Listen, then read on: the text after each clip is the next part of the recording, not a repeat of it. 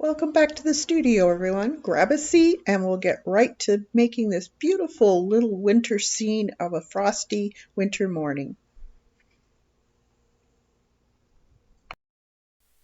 All right, so I've already sprayed my palette here, and this is a mix of Daniel Smith, M. Graham, Winsor Newton, and Core watercolors. And I will tell you the names of them as I go along. We're going to do a very light pencil sketch just to give me an indication of where everything is. So I know I want a sun. It's actually a setting sun, right about here. And then I want a little bit of a uh, edge of a pond or river. And we'll put the river going across here. And then sweep it around, make it interesting. And then our uh, horizon line is going to be about here, because we're going to have lots of trees, and it's all about the beautiful sky that will be happening. So right in here, we're going to have a mix of brush, that type of thing, because we'll have all kinds of trees and dead grass and that type of thing you see in the wintertime. And then we'll have a nice big tree coming up here. And then over here in the background, kind of, we'll have another one come on up here. And I'm just putting in a very light sketch. And then we'll have another one here. And maybe it's got some limbs coming out. Uh, and all kinds of grass, that type of thing in here off the side. There's We'll have lots of shadows from the snow, more grass in here. I'm just lightly showing you where I'm putting all this. We'll have bits and pieces of snow and all kinds of stuff in the background here. So that's basically it. So the first thing I want to do is put a nice wash in the background of the sky and over top of this snow area. So I'm going to take a fairly big brush. This is a round number 10 Princeton Neptune. You can use whatever brushes you have. And what I'm going to do is I'm going to wet the whole thing. So I have nice clean water here, and just going to wet this paper. And this way I'll get some really nice soft background. So first of all, let's put in a really nice bright yellow. So I have here, this is Hensa Yellow Medium. And I'm just going to put a bunch of it in this one slot in my palette. And then also we're going to want to have a really, I'm going to use Scarlet Lake, I think. Yeah, let's put some Scarlet Lake. I'm just going to put it right in here. Actually, that's the Pyrrole Orange, but we can use that too. And then the Scarlet Lake is this one. It's a little bit redder. Not much difference though, really.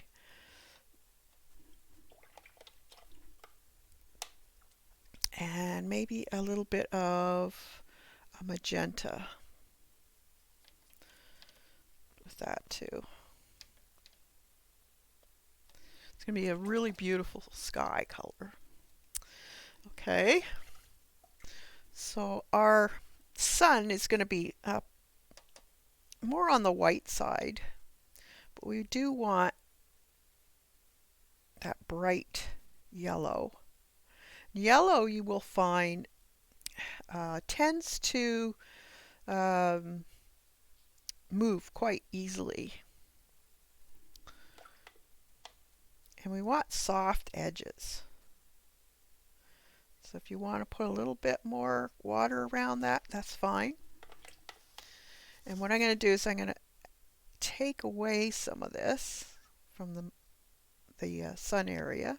So I don't want that covering that area up. So you just take a damp brush and just move away that little bit. So I'm going to take this pyrrole orange and a little bit of that red, but I want quite a bit of water on my, and I'm just going to sweep it in this area and let it just play.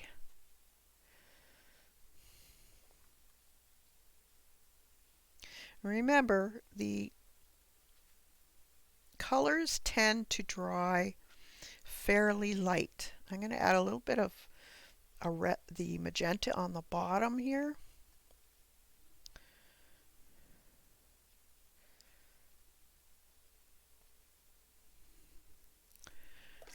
And then as I get down to the bottom, I want to get into more of purples. So we're going to add a little bit of magenta to this purple. Just sweep that in here.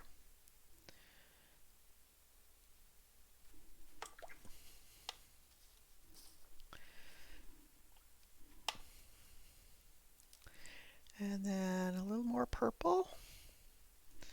And I'm going to add a little bit of blue to it. So let's see, maybe Payne's Gray. I'm going to add some Payne's Gray to this.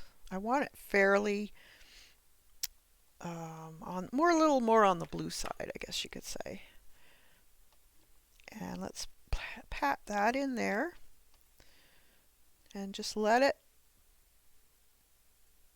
dance around. You can even flick some. That will be great for showing leaves or branches on trees, that type of thing. Let's get a little bit more of that Payne's Gray. I'm just going to put some over on the side here. Nice dark. And then I'm going to take that Payne's Gray and right in here I want it fairly dark.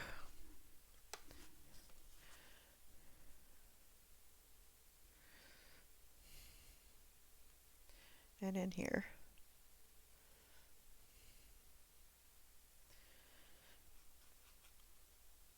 Along the edge of the water.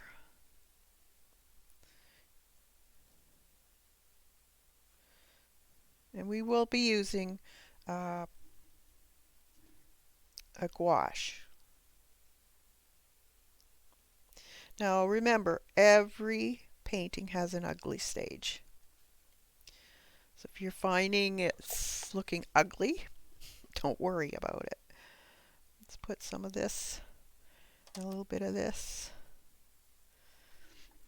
in there.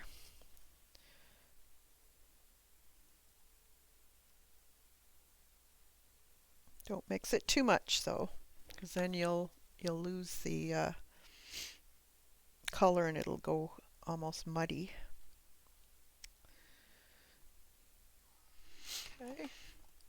Okay, so it's nice and dry and it's gone back down flat. So usually that's when you can tell your painting's fairly dry. And now what I want to do is emphasize a little bit more in the sky. So I think in the bottom here, very close to the bottom, we're going to add a little more depth, a little more moodiness. So I'm going to just think I'm going to just wet along that edge of the horizon, up the tree a little bit. Now I may not go uh, back there that much, but I want it fairly uh, wet so it moves on its own. So I have this Payne's Gray again, and I'm going to just dab that in. And it'll only go where I put that water.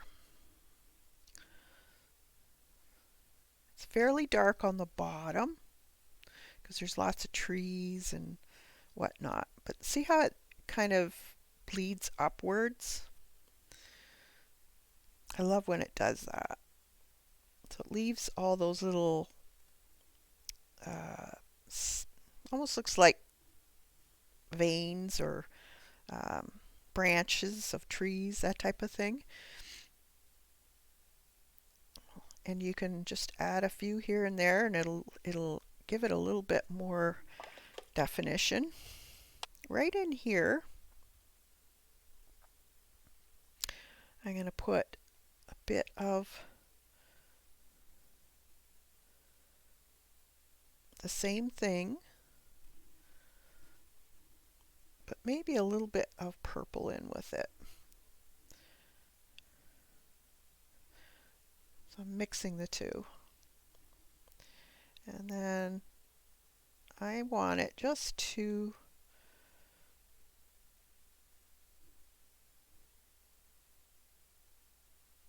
splurge outwards in both directions. Okay. And then here along the edge here, I'm going to add a little bit of that. Maybe a little bit more on the blue side though. So let's put a little bit of this blue, just a little bit different color. And now we're going to be doing some of the shadows in the snow.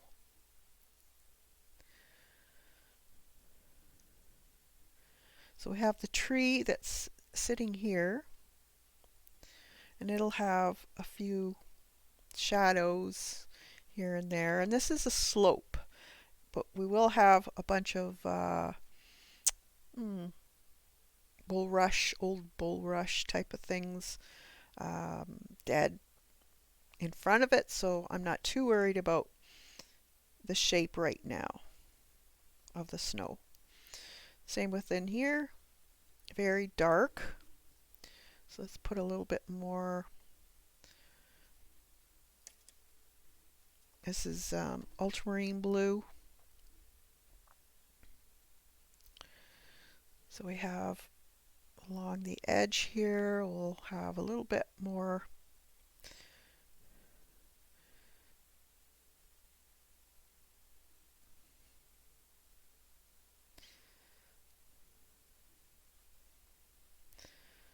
okay, and then let's add a little bit of purple to that.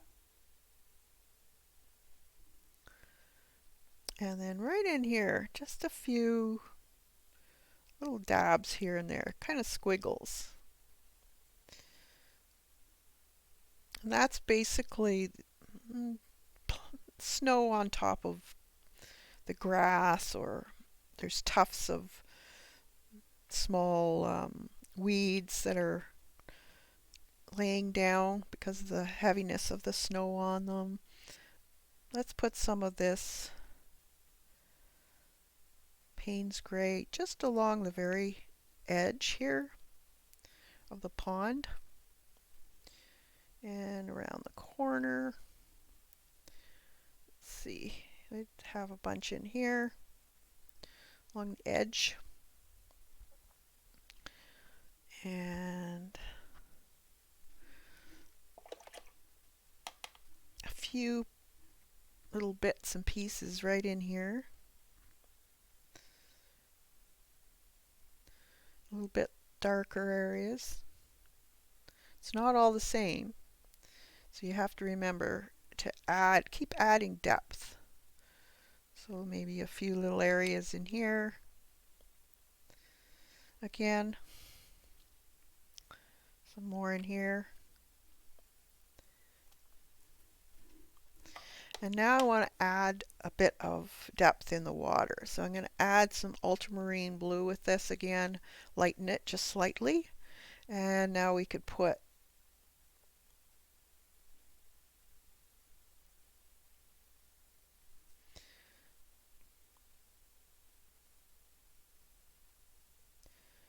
mostly dark in here. It's kind of shadowed. Same with in here. We'll put a little bit in here. So it would be fairly shadowed because of the hill here. And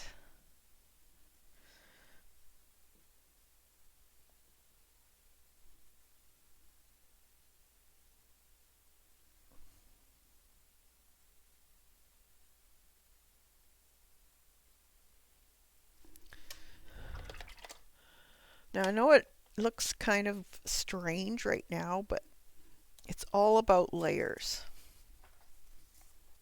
I think I'm happy with that. So now what I'm going to do is I'm going to take a smaller brush. So this is a number 6. It's a silver black velvet. And now I want to put in my dark tree limbs, the main trunk and biggest limbs. And then we'll put in the darker limbs later. So what we want to do is make a really super dark color. So if we take a burnt umber, let's put it over here, and our Payne's gray or a real dark ultramarine will do also. That'll give you a fairly dark, almost black. So I can still see where my main tree are supposed to go. So I'm going to start right in here.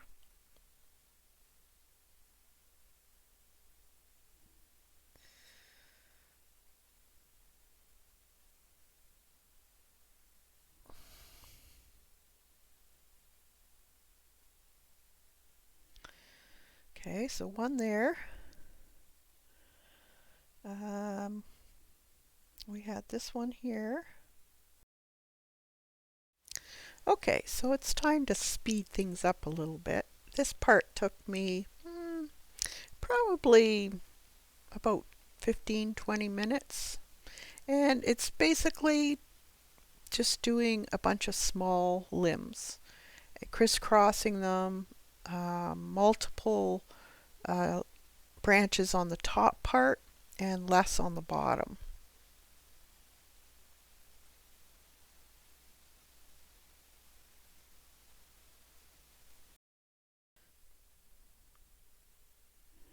Now what I want to do too is get a little bit of a lighter, lots of water in your brush, and you can do a bunch of smaller ones in the background.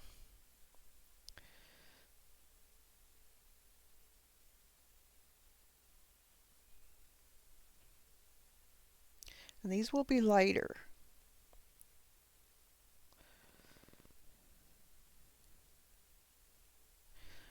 So lots of water on your brush.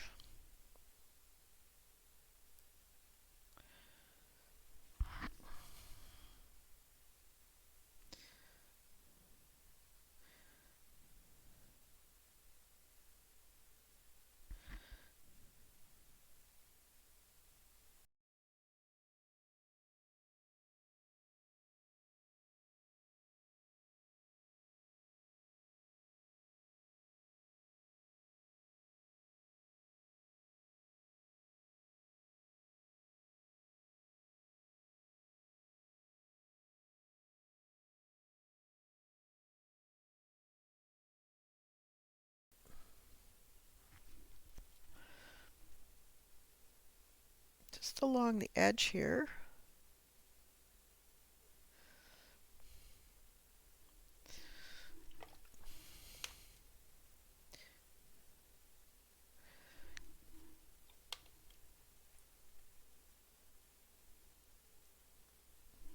And I'm just going to put a little bit of this in, just here and there. Not on all of it, but just here and there.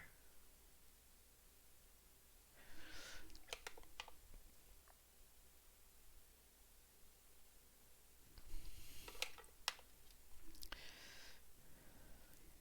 that.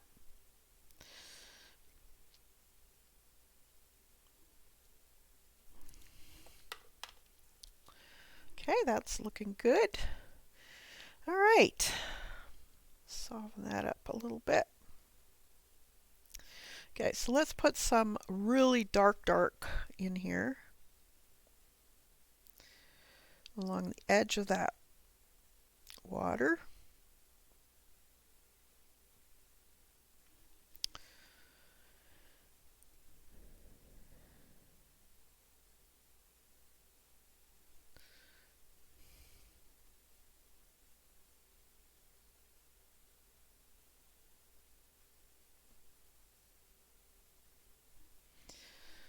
That. And right in here.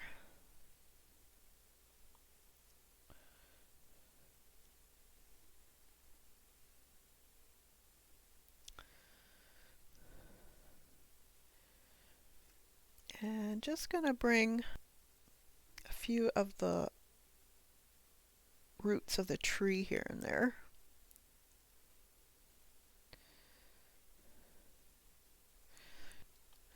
Okay, and let's give that a dry. All right, so now I have a bit of Winsor Newton white gouache. So you want it almost cream consistency. So I want a really bright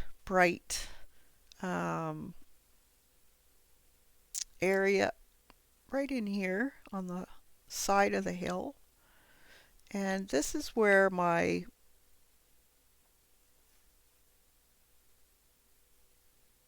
bulrushes and little twigs and stuff like that is going to be.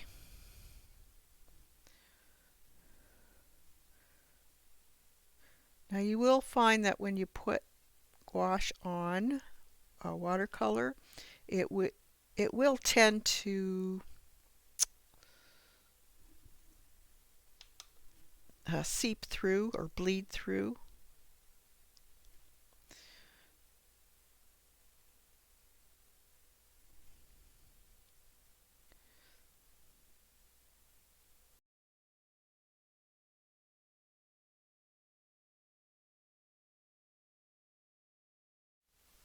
Okay, so I'm speeding things up, and this took me probably another 15 minutes or so. And what I'm doing is just using the gouache and trying to get some highlights in some of the areas where the snow would be on top, and then using a little bit of either the Payne's gray or a little bit of purple, dioxazine purple, mixing it with my white gouache to add to the shadows of the snow. So it's kind of a back and forth thing that you have to do with gouache. And I didn't dry the gouache before I started adding my shadows. I kind of mixed it in with the white, and that gave me a little bit of a better transition instead of having a hard line from white to shadow. So you kind of have to play with it a little. Gouache is quite different because it's opaque, and this is the water-soluble gouache. So when you're using the watercolor with the gouache, you're able to get a really nice shadow effect. Even just using the watercolor that's already on the painting will help. So the good thing about it is it's kind of like using acrylic paint, so if you don't like a certain area, just paint over it again with the gouache. So that's a plus for me because I really like doing that. If I tend to experiment a little bit more with the painting, whereas if you're just using watercolor, and when you put watercolor down, you're pretty well stuck with what you've put down, right? And so this is kind of a game changer for me. I haven't used a whole lot of gouache, but I think I'm going to like it.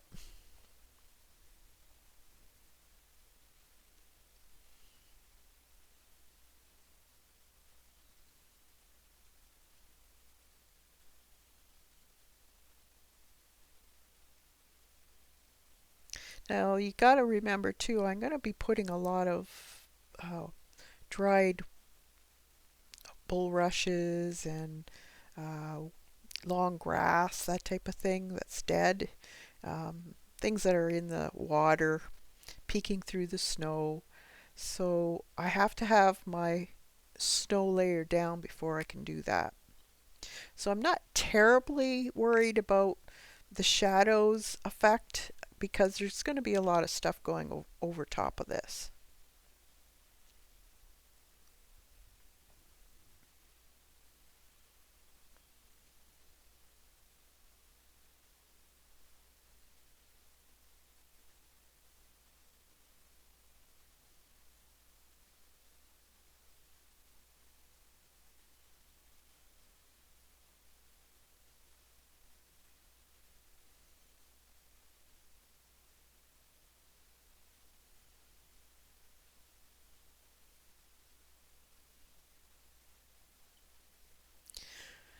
So what do you guys like? Do you like using gouache? Have you used gouache? Or are you strictly watercolor or gouache? I really like combining the two. I think you can get some really neat effects with it.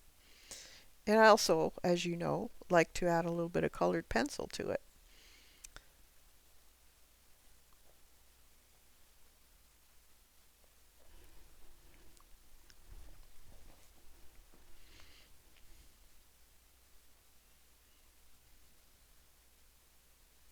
So now I'm just adding a little bit of it to the water area. And this is more or less reflection and also maybe a little bit of ice along the edge of the river that you would get that.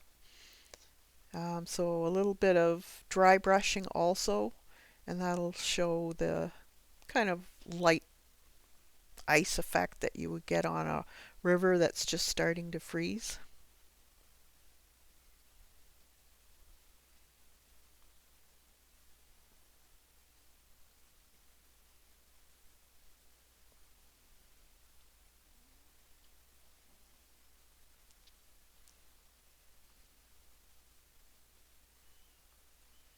Now I'm just using my watercolor here.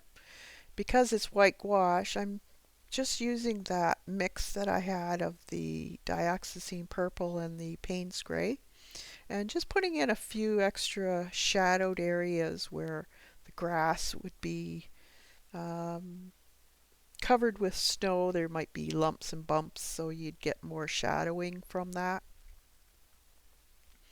And now I'm going to use a grainer brush. So a grainer, uh, if you've been watching any of my other videos, is a flat uh, brush that has fewer hairs on the end. So it narrows down in the amount of hairs on the end. So it's you you have more individual strands, and it's great for making grass, fur, hair, that type of thing. And if you haven't used one of these, I strongly recommend getting them. This is a Princeton Velvet Touch grainer, and you can get them in different sizes. This one I love. It's not a watercolor brush, it's more for acrylics, but it's great for watercolor too. It does just a perfect job as far as holding the right amount of fluid paint.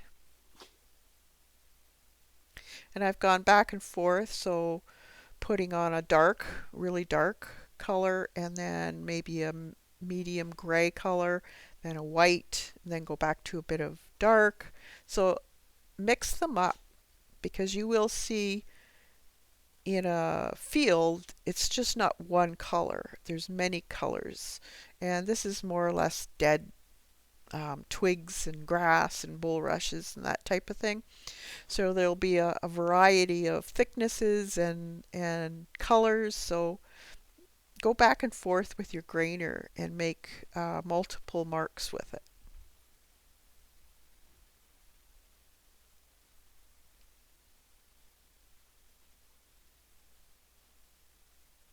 Now I'm just with a almost the slightest color of gray. I'm just touching the canvas or the paper with that grainer, and it's just making very small little marks like a twigs on the ends of the branches. And I only put a few in. I didn't want to do a lot, but just a few to give it a little bit of more textured look to it. Um, you could also use a sponge, one of the sea sponges with a very pale gray color would also work. And then I'm going to take a white pen, gel pen, because these are very, very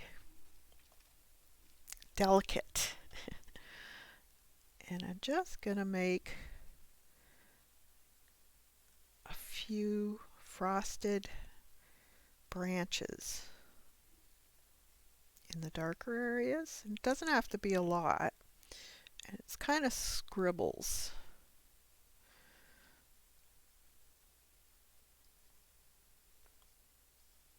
Very light touch.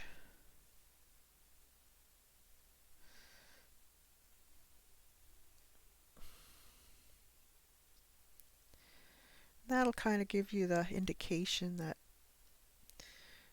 it's frosted. You can also take a black pen if you want to, and add a little bit of finer detail in your branches. It's up to you.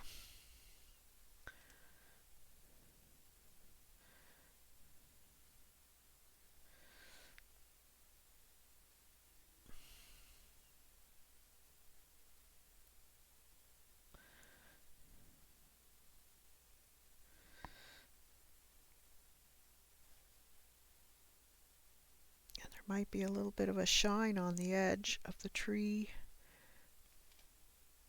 because of the sun hitting it too.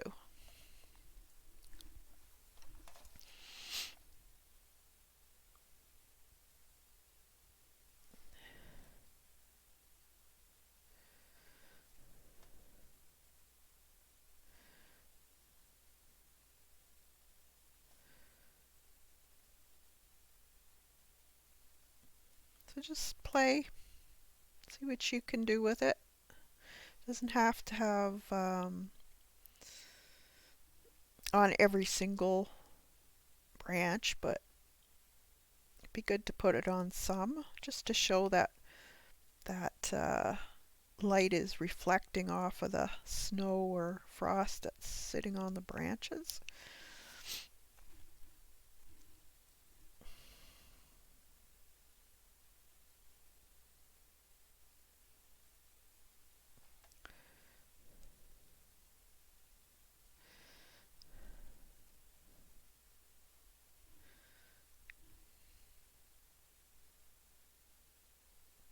So again, it's a lot of doodling basically.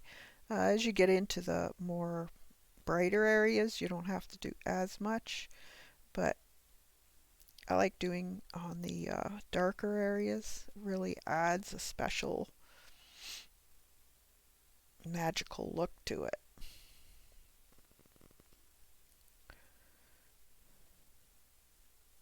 So you guys can do as much or little as you want. You don't even have to do this. Um, I just thought it was pretty. We get a lot of this in our area where the trees get a beautiful coating of just looks like sparkles on it. And then just all on the very edges, just a few squiggles. So those would be the finer branch areas that you would see on the tree. So you can put those in.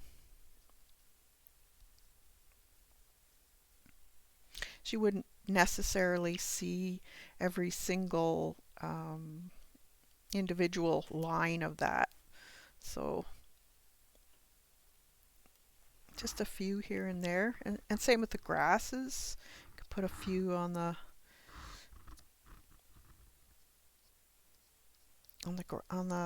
tips of the grasses.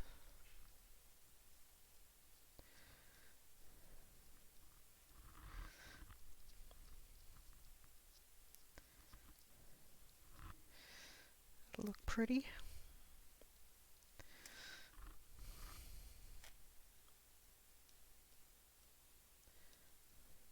You could also go in and add um,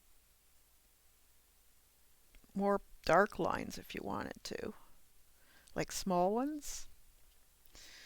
I'll put a few in. I'll show you what it looks like, and then you can decide whether you want to put yours in or not.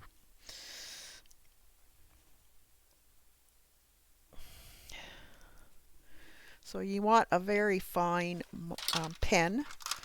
I'm not going to put any watercolor on this again, so I can use any pen. This is a Pilot G-Tech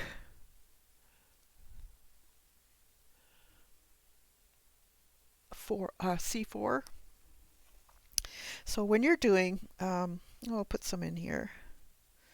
So just scribbles, basically dots and little lines here and there.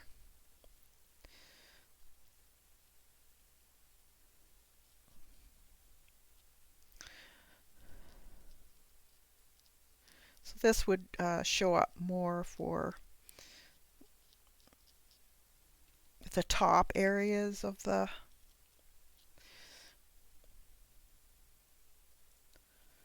tree.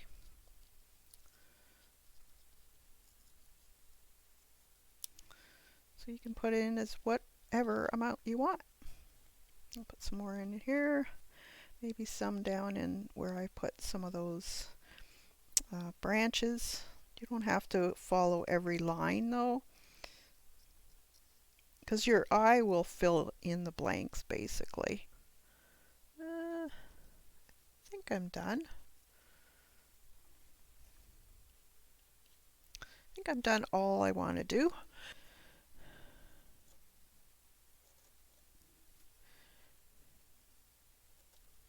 So now we can take the tape off, and this is just invisible tape, so it's much easier to remove.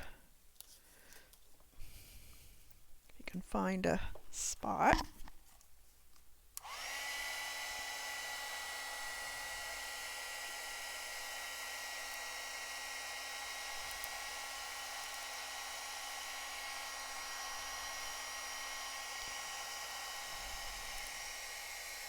A little bleed through, but not bad.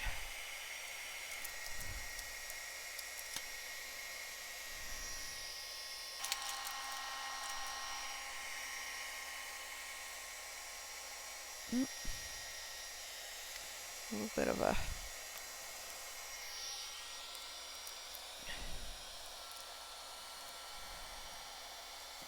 there. So there's our very colorful